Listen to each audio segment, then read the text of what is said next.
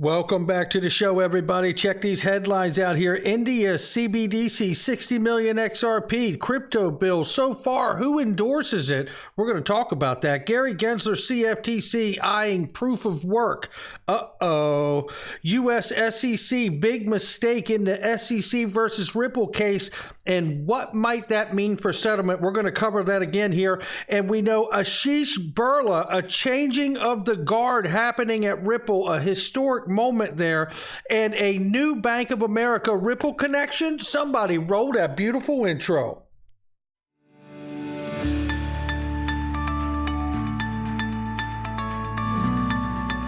Digital Perspectives with Brad Kimes. Come on in.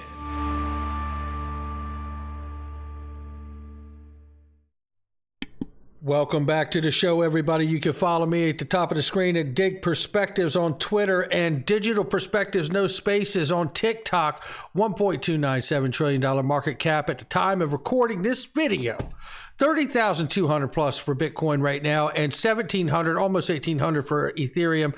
XRP is at 40 cents right now. Let's take a look at this. Range of price, 40 cents between 40.95. It is a tight trading range, ladies and gentlemen.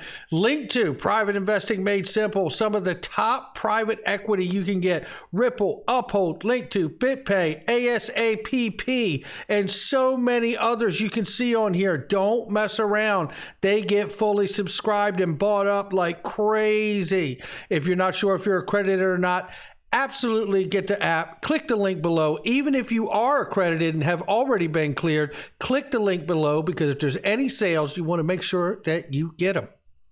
Let's take a look at this. 60 million XRP moved ODL partner Bitso. I like seeing this. One, I wish it was my wallet, but it isn't my wallet.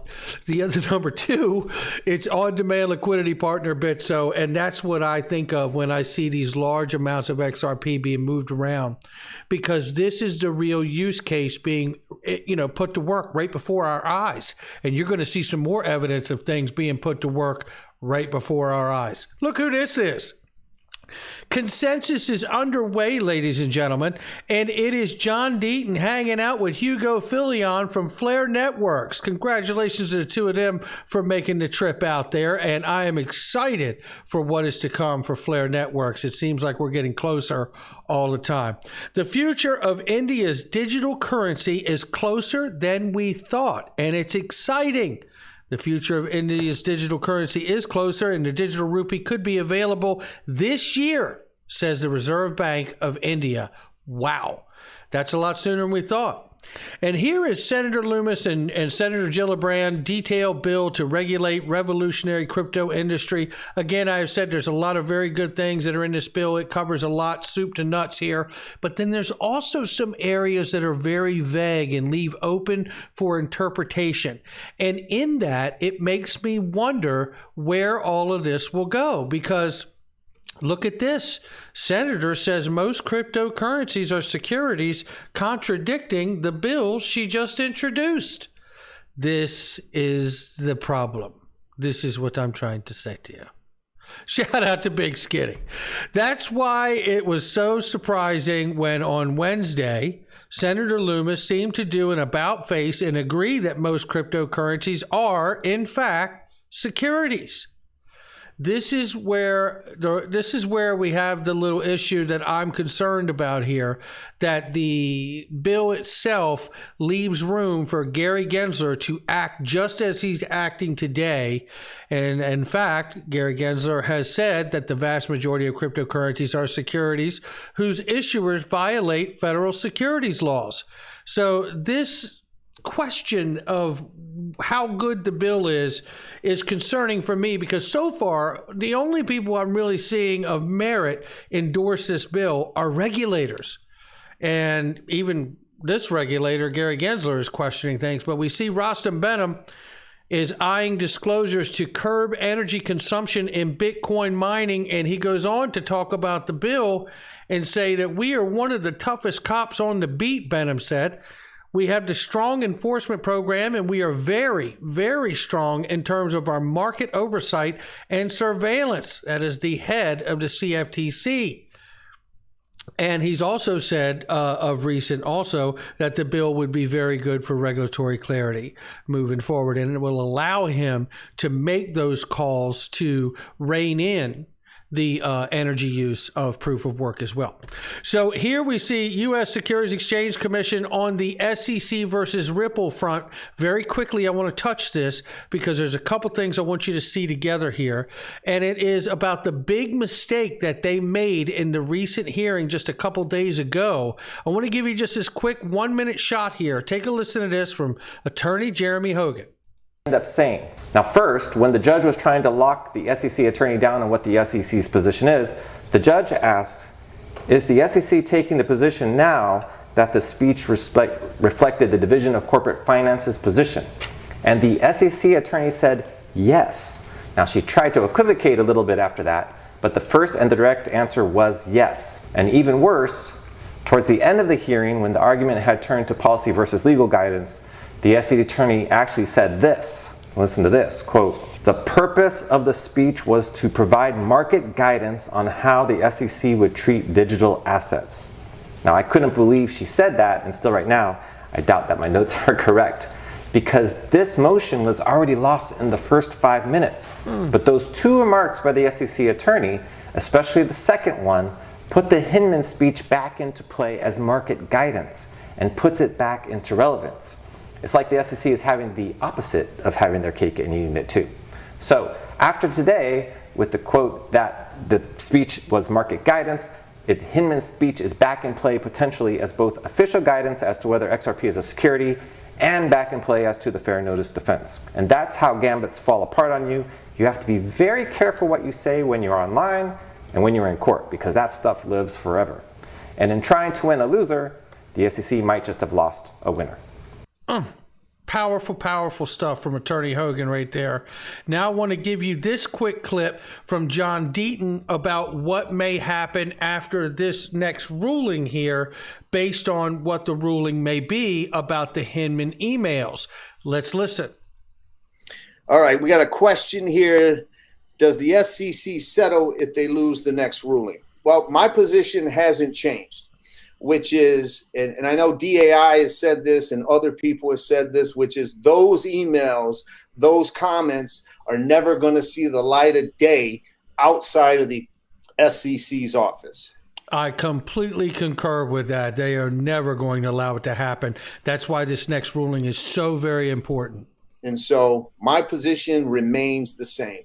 When the SEC is forced to turn over those documents, that's when a settlement could happen.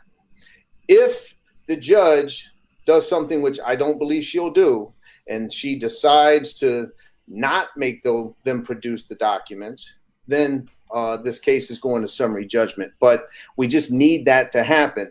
The other reason, Judge Netburn knows that this case is getting appealed, at least to her decision on this Hinman email stuff. That's getting appealed to at least Judge Torres. And so another reason of having the attorneys come on the record and get them committed to their statements on the record is to make it bulletproof. And there you go right there. So we can only hope that the judge really kind of rules and holds the SEC to where they've taken the position there, so we can see them forced to have to give up these emails as they should. And that may absolutely kick into gear a talk for settlement. We shall see. Shouldn't be too far away from whether that happens or not. But look at what's not far around the corner here. It is a roundtable from John Deaton, Jeremy Hogan, J.W. Verrett, former SEC advisor Ellie Tarrant, and Jason Foster from Empower Oversight are sitting down Tuesday, June 14th, at 7 p.m. Eastern Time. This is a don't miss moment. It is going to be amazing. Don't miss that. I can't wait to hear what they say. Now we have a changing of the guard, a historic moment for Ripple. Ashish Birla has decided to wrap up his day job at Ripple at GM at RippleNet. Listen to this. First of all, Chris Larson wishes him a very, very great future and happy success. He couldn't be happier to welcome him to the board of Ripple, because that is where he's going. Brad Garlinghouse says, while I typically like to steal Ashish's thunder, it only seems fitting that he should get to break this news himself. He's had an incredible impact on Ripple, our products and strategy. I'm grateful he will continue to do so in his new role on our board of directors. Ashish Birla, congratulations. And that's not the only one to congratulate, because Monica Long is also going to be moving on and taking on roles of Ripple X, which she now does, and leading Ripple Net as well. So congratulations to her. And this is Ashish Birla's thread, which you need to see. 9 amazing years I've decided to wrap up my day job at Ripple. Luckily, I'm not going far, as I've joined the board of directors, where I'll continue to provide input on company vision and strategy. I haven't decided what's next, but plan to continue to build in crypto. He says here, in the past few days, I've had the chance to reflect on where we've come from and how much we've accomplished both as Ripple and as an industry through some memorable moments and launches over the years. He shows here some pictures about where they started here. And I want to take you to a couple that really, really hit home here.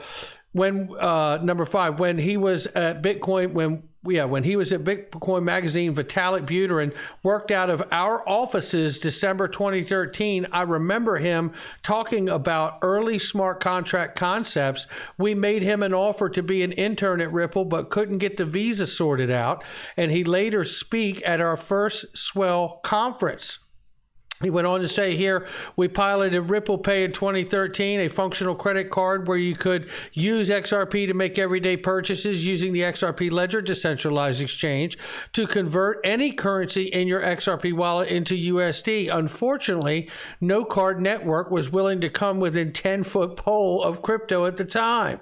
He says here, when RippleNet first launched, the crypto liquidity in the market was too limited to support crypto, enable payments at scale, so we laid the foundation for RippleNet with fiat first, while continuing to iterate on a product that would also use crypto liquidity when the time was right. In 2018, the timing was finally right for the first production of on-demand liquidity transaction, XRapid used to be, right, formerly known as. This was a huge milestone, launching the first production cross-border use case that leveraged crypto at scale despite lots of external skepticism. Listen to this one. Also in 2018, this was Sarah Hodges, I believe it is, right? Yeah, Sarah Hodges hosted an amazing crypto dinner in April with Ryan Selkis, Dave Balter, and Gary Gensler and others in 2018. Selkis was a lot nicer in person, and Gary Gensler was interested in learning about the intersection of crypto and finance. What happened? Damn good question. Back to Ripple. I'm incredibly proud of the RippleNet team as RippleNet continues to hit new milestones in 2021. We previewed new alpha products like Liquidity Hub, and RippleNet hit 1 billion in monthly volume. We've gone from 3 to 25 plus payout markets for XRP powered payments today. Lastly, I want to thank Chris Larson and Brad Garlinghouse, who gave me invaluable opportunities and many, many lessons learned along the way at Ripple. I'm honored to join the board and continue to be a part of the company. And as you see here, finally, Monica Long, we started at Ripple in the trenches together, just 2 weeks apart. I can't think of anyone better suited to take the torch to lead the RippleNet team. Congratulations to the both of you, and I'm so very excited to see where all of this ends up going, no doubt about it. And while we celebrate that, and the major move and landmark of that, Leonidas tells us there is new and updated connection to Bank of America, which has been a long time Ripple partner and involved in patents and many, many other issues. I want to show you this right now as he has dug this up here. And if we go to, let me see, 305, I think it is here, and go watch his video and like and subscribe to his channel. He shows you that on LinkedIn, Bank of America in New Jersey and in Charlotte are looking for, and if we come here, it is right here. People to fill the job role they are looking for, and they need you to be Ripple skilled, requiring skills in Alipay and Ripple right there. How about that? Global payments, digital disbursement payments types such as PayPal, Push-to-Card, Alipay, Ripple, PesoNet. How about that? You know, all of this just tells me that we are moving closer and closer to this place where it will no longer be our speculation that ties these things together with events months and years later. We are moving towards mass adoption to where it will be settled. The question will not be any longer, what is Ripple? What is XRP? But the fact that it is a solution is what it is for the fourth industrial revolution. Hit the like and subscribe, leave a comment below. I'll catch all of you on the next one.